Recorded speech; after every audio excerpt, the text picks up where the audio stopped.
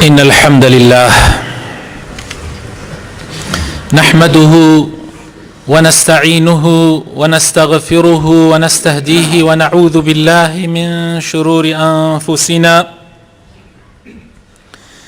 ومن سيئات أعمالنا. من يهده الله فلا مضل له ومن يضلل فلا هادي له، وأشهد أن لا إله إلا الله وحده لا شريك له، وأشهد أن محمدا عبده ورسوله. يا أيها الذين آمنوا اتقوا الله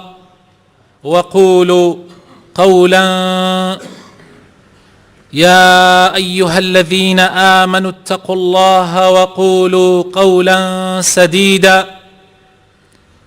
يصلح لكم أعمالكم ويغفر لكم ذنوبكم، ومن يطع الله ورسوله فقد فاز فوزا عظيما. أما بعد، فإن أصدق الكلام كتاب الله، وخير الهدي هدي محمد صلى الله عليه وسلم، وشر الأمور محدثاتها، وكل محدثة بدعة، وكل بدعة ضلالة، وكل ضلالة في النار. خۆشەویستەکانم، میوانەکانی ماڵی خوا، داواکارین لە پەروەردگاری مەزن بۆ خاتر ناوە جوانەکانی خۆی ئەمن و ئەمان و ئاسایش لە وڵاتمانە بەرقەرار بکە، ڕزق و ڕۆزی ئەم وڵاتە بەرفراوان بکە، خوای گەورە بۆ خاتر ناوە جوانەکانی خۆی بارانی ڕەحمەتمان بۆ ببارێنێ، ساڵەکانمان ساڵی هات بێ، دوورمان خاتەوە لە تەفریقە و لە دووبەرەکی. بەڕێزانم، لە زنجیرە باسەکانی پێغەمبەر ناسیە. ئەمڕۆ باسی صیفەتێکی تر لە صیفەتەکانی پێغەمبەر ئەکەین صلی الله عليه وسلم، کە پێغەمبەر بۆ ئەوە هاتووە، بۆ ئەوەی زیاتر و زیاتر پێغەمبەرەکەمان بناسین، لە دینەکەمان شارەزا ببین. یەکێکی تر لە صیفاتەکانی پێغەمبەر صلی الله عليه وسلم ئەوەیە کە پێغەمبەری خوا کردار و گفتاری بەیەکەوە گرێ ئەدا. واتا كان رسول الله صلى الله عليه وسلم يفعل ما يقول. خوای تعالى لقرآن پیرۆزە لە سورەتی صەفە أفرمي: يا أيها الذين آمنوا لم تقولون ما لا تفعلون كبر مقتا عند الله أن تقولوا ما لا تفعلون. أي أو كساني كباورتان هناوە کە خۆتان بە شوێن کەوتووی پێغەمبەر و ئیسلام ئەزانن، بۆ ئێوە کاتێ قسە ئەکەن کردارەکانتان وەکو قسەکانتان نییە؟ بۆچی قسەکانتان لە دۆڵێکایە و کردارەکانتان لە دۆڵێکی ترە؟ ئەمە کەی صیفاتی ئیسلامە؟ ئەمە کەی صیفاتی پێغەمبەرانە؟ مسلمان کاتێک ئەبێ بە ئیسلام، ئەبێ هەرچی کردارەکانی هەیە بە گوێرەی گفتارەکانی بێ. کاتێک شتێک ئەڵێ، یەکەم کەس ئەبێ خۆی جێبەجێ بکە، ئەبێ تەطبیقی بکە. ئەگەر تەطبیقی نەکا، کەوابوو تەنها گفتار سوود ناگەیەنێ. زۆر هەڵەن ئەوانە وا ئەزانن تەنها بەشایەتمانی ئەبن بە ئیسلام، دوای ئەوە هەرچی ئەکەن لە شەریک قەراردان و لە پیاو کوشتن و لە زیناکردن و لە خراپەکردن و لە دزیکردن و لە گەندەڵی و ئەوەی کە خوا پێی ناخۆشە ئەوان ئەیکەن، دوای ئەوەش ئەوان پیتاقەیەکیان هەیە کە لەسەری نووسراوە ئیسلام و شایەتمان، بەو شایەتمانە ئەچنە بەهەشتەوە و تەواو. زۆر غەڵەتن ئەوانە زۆر هەڵن بەڕاستی وانیە بەڕاستی ئەوانە لە ئیسلام و لە جەوهەر و لە بنەماکانی ئیسلام تێنەگەیشتوون. ئیمان قەول و عەمەلە، هەردگی بەیەکەوە بەسراوە. قەول بەبێ عەمەل هیچ سوودێکی نییە، هیچ قازانجێکی نییە. بۆیە خوای تەعالا ئەفەرمێ زۆر لای خوای گەورە گەورەیە، زۆر تاوانێکی گەورەیە کە تۆ قسەیە بکەی عەمەلی پێ نەکەی. کەبوورە مەقتەن یعنی تووڕەیەکی زۆر گەورەیە لە لای خوای گەورەوە. یعنی خوا زۆر تووڕە ئەبێ لەو کەسانەی ئەن تەقولوا ما لا تەفعەلوون، کەوا قسەیە لێک ئەکەن خۆتان کردداری پێ ناکەن. جا لە ئایەتەکەی دوای ئەوە خوای تەعالا ڕوئەکاتە ئێمە ئیماندار یەکێک لە صیفاتەکان کە ئێمە کردداری پێ ناکەین بەس بەدەم ئەمەیە کە خوا لە ئایەتی سێما باسیەکە. إن الله يحب الذين يقاتلون في سبيله صفا كأنهم بنيان مرصوص. خوای تەعالا قەومانێکی خۆشەوێ، خەڵکانێکی خۆشەوێ، خەڵکانێک سەرئەخا یەک ڕیز بن، یەک ڕیز نەبی بجەنگی بەرامبەر بە دوژمن ئەدۆڕێ، یەک ڕیز نەبی بجەنگی بەرامبەر بە دوژمن سەرشۆڕ ڕەبی، زەلیلی ژێردەستی دوژمن ئەبی. نابینن ئاوا ئێستا ئێمە زەلیل بووین؟ نابینن نەک ئێمەی کورد بەتەنیا، ئومەتی ئیسلام بە کاملی زەلیل بووە. هیچ زەمانێک لە زەمانەکان ئەوەندە ئومەتی ئیسلامی تیا زەلیل نەبووە وەکو ئەم زەمانە، چونکە هیچ زەمانێک لە زەمانەکان ئومەتی ئیسلام ئەوەنە کردداری لە گفتاری دوور نەبووە. لەبەر ئەوە خۆشەویستەکانم ئێمە زۆر پێچەوانەی دینەکەمان ئەجوولەینەوە. سەیری پێغەمبەران کەن. شعیب بە قەومەکەی چی ئەفەرمێ؟ ئەفەرمێ وما أريد أن أخالفكم إلى ما أنهاكم عنه إن أريد إلا الإصلاح ما استطعت وما توفيقي إلا بالله عليه توكلت وإليه أنيب. سورة هود آية 88. ئەفەرمێ قەومەکەم من نامەوێ قسەیەکتان بۆ بکەم خۆم پێچەوانەی بجوولێمەوە، نامەوێ قەومەکەم قسەیەک بکەم خۆم پێچەوانەی بجوولێمەوە. من ئەمەوێت چاکسازیتان لە ناوە بکەم. چاکسازی یەکەم هەنگاوەکانی بەوە ئەکرێ ئەو کەسانەی کە قسەکانەکەن بیکەن بە کردار، ئەو کەسانەی کە قسە ئەکەن بیکەن بە کردار. ئەوە ڕێبازی پیاو چاکانە، ئەوە ڕێبازی چاکەکارانە، ئەوە ڕێبازی هەموو پێغەمبەرەکانە، ئەوە ڕێبازی هەموو موسڵحین و چاکسازەکانە هەر لە سەرەتای مێژووەوە حتا ئێستا و هەتا قیامەتیش. ئەگەر تۆ قسە بکەیت و کردداری پێ نەکەی کەس باوەڕت پێ ناکە. با هەر وەزارەتێک دانەی ناوی بنەی یان هەیئەیەک یان دەستەیەک ناو بنەی ناوی بنەی دەستەی چاکسازی یا دەستەی پاکسازی، بڵێ گەندەڵکاران لە ئەبەم، تۆ خۆت عەمەلەن ئەوە تیا نەبێ قیمەتی نییە. تۆ خۆت لە خۆتەوە جێبەجێی نەکەی قیمەتی نییە. تۆ با هەر ئیدعای ئەوە بکەی بڵێ من خەڵک چاکەکەم، ئەگەر خۆت چاک نەکەی چۆن خەڵک چاکەکەی؟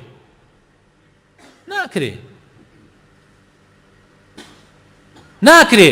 خەڵک سەیری قسەت ناکە، خەڵک سەیری کردارتەکە، خەڵک سەیری ڕەوشتت ئەکا. ئەگەر تۆ خۆت وانەبی خەڵک باوەڕت پێ ناکە. بۆیە پێغەمبەرەکانی یەکەم کەس خۆیان جێبەجێیان نەکرد.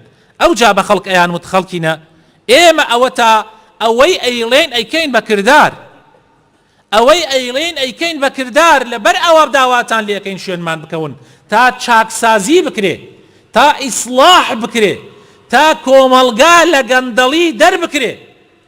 بەوە ئەکرێ. ئەوە ڕێبازی چاکسازیە.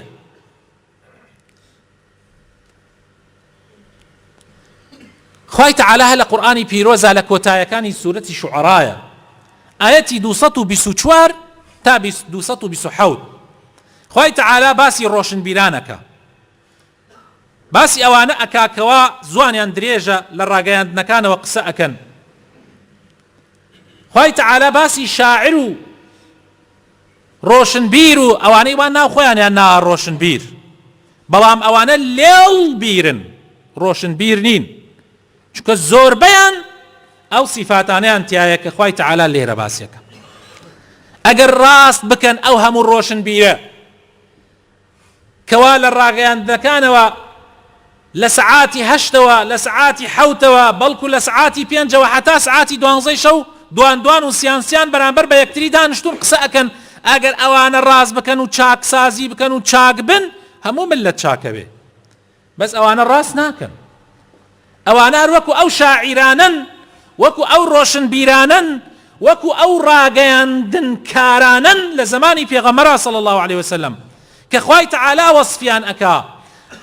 ئەفەرمێ شوعەرا ئەو کاتە یعنی قەناتی فەزائی، یعنی کەناڵە ئاسمانیەکان، یعنی ڕادیۆ و تەلەڤیزۆنەکان، یعنی گۆڤارەکان، شوعەرا ئەو کاتە ئەوانە بوون. ئێستا ناوەکانیان گۆڕاوە، ڕاستە شاعیریش هەر ماوە، بەڵام ئەوانە هەر هەموو ئەگرێتەوە. خوای تەعالا دەربارەیان چی ئەفەرمێ؟ گوێ بگرن، گوێ بگرن. ئەوەی کە ئەوێت چاکسازی بکا و چاک بکا و خەڵک چاک بکا، با گوێ لەم ئاەتانەی قورئانە بگرێ، لە مەنهەجی ڕەبانی بگرێ. چاککردنی خەڵ، چاککردنی خۆمان و خەڵ بە مەنهەجی خوا ئەبێ، نەک بە مەنهەجی ئەملا ئەولا. گوێ بگرن. خوای تەعالا ئەفەرمێ والشعراء يتبعهم الغاوون، والشعراء يتبعهم الغاوون ألم تر أنهم في كل واد يهيمون ويقولون ما لا يفعلون إلا الذين آمنوا وعملوا الصالحات وذكروا الله كثيرا وانتصروا من بعد ما ظلموا وسيعلم الذين ظلموا أي منقلب ينقلبون.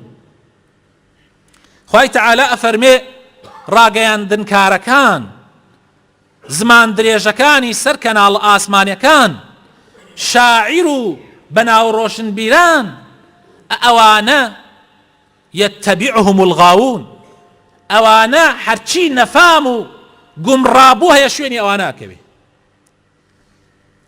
کێ شوێنیانەکەوێ؟ غاوون. غاوون یعنی ئەوانەی سەریان لێ تێکچووە، ئەوانەی لە ڕێگا لایان داوە، بەوانە ئەخەڵەتێن. ئەوانە کە لە ڕێگا لایان داوە بە کەسانێک ئەخەڵەتێن، ئەمە سیفاتەکانیانە. والشعراء يتبعهم الغاوون ألم تر أنهم في كل واد يهيمون. ئەگەنە ئەم دۆڵە بەگوێرەی ئەوە قساکەن، ئەگەنە ئەیرە بەگوێرەی ئەوە، ئەڕاتە ئەم کەناڵە کە سەر بە فڵان حزبە لەوێ بەو شێوە قساکە کە گوێر دڵی ئەو ڕازیکە، ڕاتە ئەیرە بۆ شێوەیەکی، ڕاتە ئەوێ بە شێوەیەکی تر. یعنی لە هەر شوێنێکە بە گوێرەی ئەوەی کە مەسلحەتەکەی خۆی پارێزراوە بێ لەوێ ئەو قسانە ئەکا. ئەلەم تەرە أنهم في كل وادي يهيمون ويقولون ما لا يفعلون. زۆربەی جار قسەیەکەکەن خۆیان جێبەجێ ناکەن، زۆربەی جار قسەیەکەکەن خۆیان جێبەجێ ناکەن، ئیلا ئەو ڕاگەیاندنکارانە نەبێ، ئیلا ئەو شاعیر و ڕۆشنبیرانە نەبێ کە ئەمە صیفاتەکانیانە، ئیلا الذین ئامنوا کە ئیمان و باوەڕێکی ڕاستەقینەیان بە خوای خۆیان هەیە، بە عەقیدە و بیر و باوەڕی خۆیان هەیە. إلا الذين آمنوا وعملوا الصالحات وهر قسەیەکەی کەن ئەیکەن بەکردەوەی چاک. چاکەکارن، خۆیان پێش هەموو کەسێ چاکەکارن، خۆیان پێش هەموو کەسێ چاکەکارن.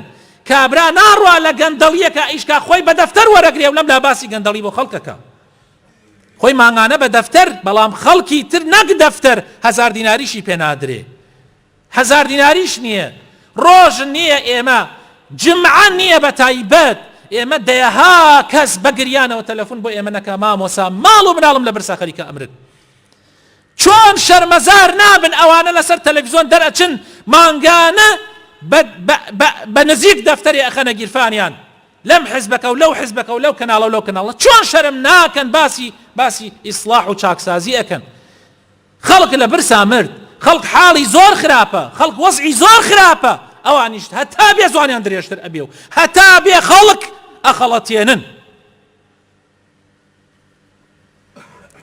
إلا الذين آمنوا، إلا أوانا نبيك إيمان دارن وعملي صالحا وذكروا الله كثيرا زور جار خوايان لبيره زور جار يادي خواكن خوانها لبير بويا هيج قسيك ناكن تا وكو نزان خوالي رازي أبي بويا هيج كرداريك ناكن تا نزان خوالي رازي أبي وانتصروا من بعد ما ظلموا كات يستمعان لأكري أوان سرخري استملك راوان أوان الرون أبنى بال بشتي استملك راوان نابنى بال بشتي ظالمان واستمكاران وسيعلم الذين ظلموا أو كاتا روجي خويتي أو كاتا ظالم واستمكاران أزانا أي منقلب سينقلبون روجيتي كوا سرشور أبن سروجير أبنوا كوا سرشوري دنيا وقيامة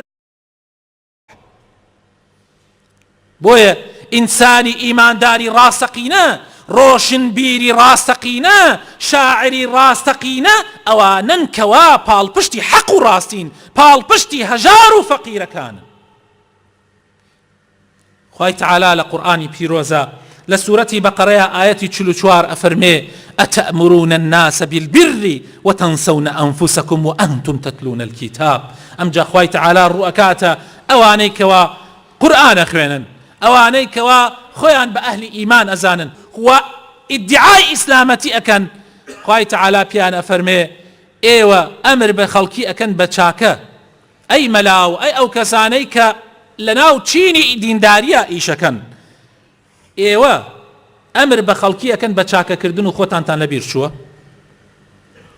أتأمرون الناس بخلق ألين چاكا بكن بس خوتان تان لبير شو كإيوة بش يكن لخرابكاري أتأمرون الناس بالبر بخلق ألين چاكا بكن بلام وتنسون أنفسكم بلام خوتان تان لبير شو أما الزؤر كاريكي خرابة وأنتم تتلون الكتاب لكاتك إيوه خوتان قرآن أخوين دوا أزانن قرآن شي أليه أزانن چند تاوانة أگر كردارة دوكو قفتارة كانت نبي أفلا تعقلون أي عقل طانية أي جير نابن أي نازانن كإسلامتي چند لإسلامتي ولدين داريتي لكتب آسمانيا كاني قرآن توراة إنجيل زبور هم كتب آسمانيا كانوا صحف كان هاتوا كوا هر كسي كرداري وكو قفتار نبي خواليت والرأبي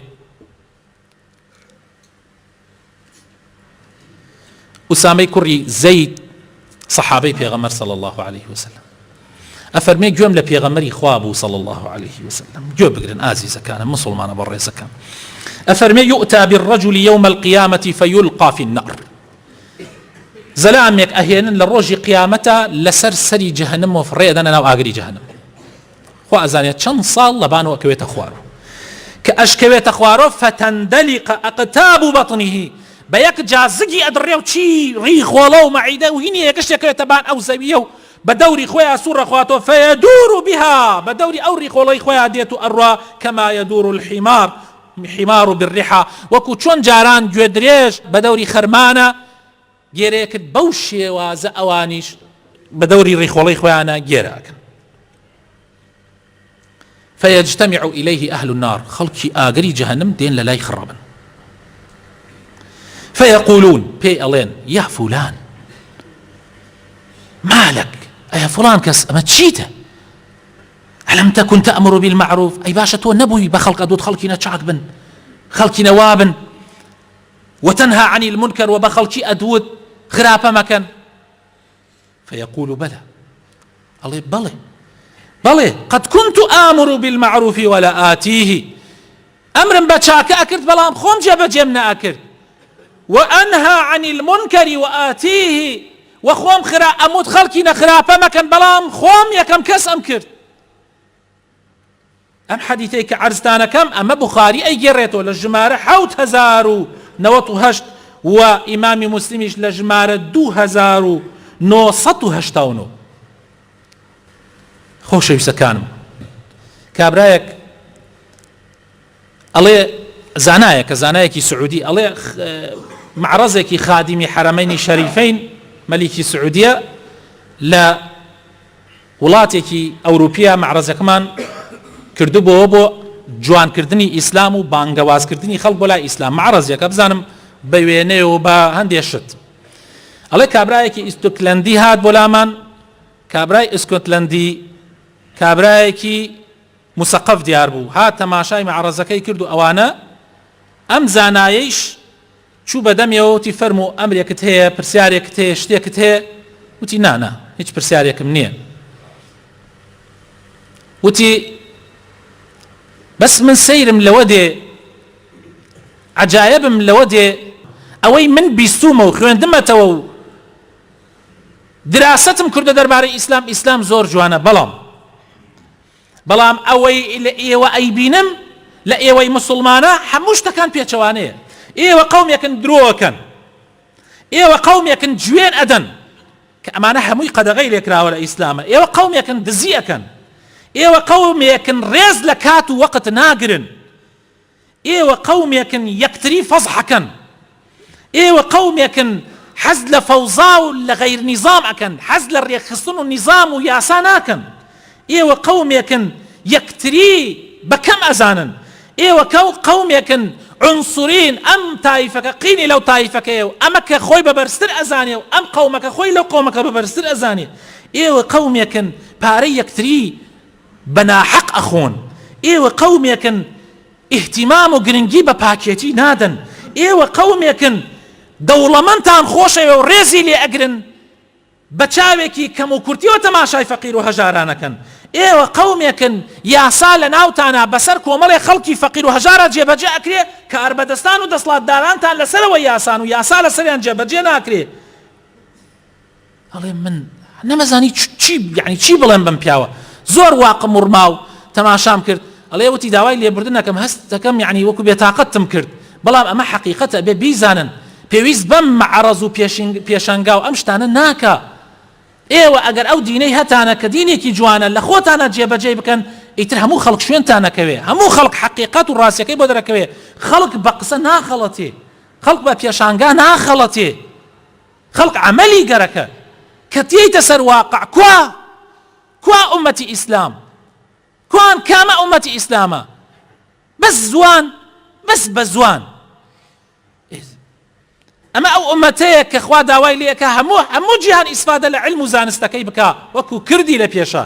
بەس ئێستا نازانم باسی چیتان بۆ بکەم. ئومەتی ئیسلام دەرزیەک ناتوانێت دروستکە، هات دەرزی ئومەتی ئیسلام ناتوانێت دەرزیە دروستکە.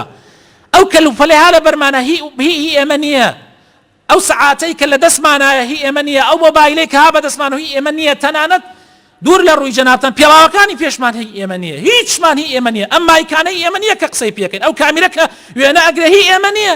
چی هی ئێمەیە؟ بەس پرسیارەکەم چی ئومەتی ئیسلامە؟ ئەمە ئەو ئومەتەیە کە خوا داوای لێ ئەکا هەموو سەرزەوی ئاوەدان کاتەوە بە خێر و بەرەکەت بەداخەوە. ئەمە ئەو ئومەتە نییە. داواکارم خوای ئیسلاحمان بکە، خوای هیدایەتمان بدەی، خوای لەوانە بین کەوا عەمەل و گفتارمان وەکو یەکوا بێ. یا ڕەبی خوایە هەرچی ئەیڵێن بتوانین جێبەجێ بکەین. یا ڕەبی ئەو قورئانەی کە ئەیخوێنینەوە چی تایە جێبەجێ بکەین، عیبرەت و پەندی لێ وەربگرین، ئەو سونەتانەی پێغەمبەر صلی الله علیه وسلم جێبەجێ بکەین، ڕێبازەکەی بە جوانی جێبەجێ بکەین. یا ڕەبی خوایە ئیسلاحی حاڵمان بکەی، یا ڕەبی ئیسلاحی حاڵمان بکەی، بەزەید بە فەقیر و هەژارانمانە بێتەوە. خوایە ڕەبی ئەوانەی داوای دوعای خێریان لێکردین ڕزقیان فراوان بکەی. یا ڕەبی ئەوانەی داوای دوعای خێریان لێکردین گیراویان نەگیراوەکانیان دەرباز بکەی. یا ڕەبی خوایە ئەوەی کێشە و مەشاکلێکی هەیە و داوای دوعای خێری لێکردین، یا ڕەبی بۆی چارەسەر بکەی. یا رب العالمین، یا ڕەبی ڕەحم بە مردەکانمان بکەی، شیفای نەخۆشەکانمان بدەی. یا ڕەبی خوایە ئیسلاحی حاڵی کاربەدەستانمان بکەی، بەرەو باشە بیان بی، قسە و گفتار و کرداریان یەکێ بێ. یا رب العالمین، یا ڕەبی بیان کەیتە پیاوێکی باش. یا ڕەبی ئەگەر باشیش نین خوایە لێمانیان دوور خەیتەوە کەسی باش بخەیتە جێگاکانیان. یا ڕەبی خوایە بۆ خاتر ناوە جوانەکانی خۆت، بۆ خاتر ئیسمی عەظەمی خۆت کوردستان لە هەموو بەڵاو مصیبەتێک بە دوور بگرە. آمین آمین. آمين آمين. الحمد لله رب العالمين، والصلاة والسلام على سيدنا محمد وآله وصحبه الطيبين الطاهرين وعلى من تبعهم بإحسان إلى يوم الدين. رضي الله عنا وعنهم أجمعين. يا أيها الذين آمنوا اتقوا الله ولتنظر نفس ما قدمت لغد واتقوا الله إن الله خبير بما تعملون. خوش يسكانم لو تاریدو هەمە بە یەک حەدیسی پێغەمبەر عەرسانیەکەم تخوا برایەنە باش گوێ بگرن بزانم ئایا ئێمە چەندێک ئەم حەدیسانە لە خۆمانە جێبەجێکەین. عطای کوڕی یەسار ئەگەڕێتەوە لە حەدیثێکی صحیحە بۆمان، ئەفەرمێ پێغەمبەری خوا صلی الله عليه وسلم ابن مسعود فرمويتي في غمري خواه صلى الله عليه وسلم، ابن مسعود صحابه فرمويتي في غمري خواه صلى الله عليه وسلم فرموي: ما من نبي بعثه الله في أمة قبلي إلا كان له من أمته حواريون وأصحاب. هرچی پێغەمەری پێشی من هەیە و بە پێغەمەری خۆشمانەوە هاتوون ئیلا خوای گەورە بڕیێ یارمەتیدەر و پشتیوان و هاوڕێی باشی کردوتە نسیبی. یهتدون بهدیه ڕێبازەکەی ئەو پێغەمەرە جێبەجێ ئەکەن و یستنون بسنته سنەتەکانی لەناو خەڵکە زیندوو ئەکەنەوە. ثم إنها تخلف من بعدهم خلوف پاش ئەوان کۆمەڵە خەڵکانێک دێن. ئەمە خلوفەکەیە ئێستا ئێمە هاین لە خلوفەکەیە بزان ئەمانە چین لە دوای ئەو کۆمەڵە پیاوچاکە ئەو پێشینانە ڕێک و پێکانە تەماشاکە بزان ئێمە چین. يقولون ما لا يفعلون قسە ئەکەن تطبیقی ناکەن ويفعلون ما لا يؤمرون کرداریە لێکەکەن کە خوا و پێغەمبەر ئەمری پیان نەکردووە. فمن جاهدهم بيده ئەو کۆمەڵە خەڵکانەی کە لە دوای پێغەمبەرەکان دێن کە عەمەل و کرداریان یەک نییە، ئیسلام بە جوانی جێبەجێ ناکەن، هەر کەسێ بەرامبەریان بۆسێتەوە بەدەستی بەرامبەریان کۆشش بکە بەدەستی ئەوە ئیماندارە، هەر کەسێ بە زمان بەرامبەریان بۆسێتەوە ئەوە ئیماندارە، هەر کەسێ بە زمان بەرامبەریان بۆسێتەوە ئەوە ئیماندارە، هەر کەسێ ئەگەر نەیتوانی بەدەست و بە زمانی ئەبێ بە دڵ ئینکاری کا و پێی ناخۆش بێ هەر ئیماندارە. بەڵام هەر کەسێ دڵەکەیشی کەوت لەگەڵ ئەوە والله وليس وراء ذلك من الإيمان حبة خردل لپاش ئەوە یاکە زەڕەیە ئیمان نییە. ئەگەر بە دڵت پێت ناخۆش نەبێ ئەو کارە پیسانە بەدەست بتوانی ئەبێت نێڵی بە زمان بتوانی بەدەست نەتوانی بە زمان ئەبێ نێڵی بە زمان نەبێ ئەبێ بە دڵ پڕ دنیای پێت ناخۆش بێ. بەڵام ئەگەر تۆ هەر پێت خۆش بێ وەکو ئەوان چیەکەن تۆش ئەوەت پێ خۆش بێ پێغەمبەر صلی الله علیه و سلم فەرمێن لە دوای ئەوە یاکە زەڕەیە ئیمان نامێنێ ئیتر سیرکەین بزان حاڵی ئیمڕۆی ئومەتی ئیسلام چییە. یا ڕەبی خوایە ئیسلاحمان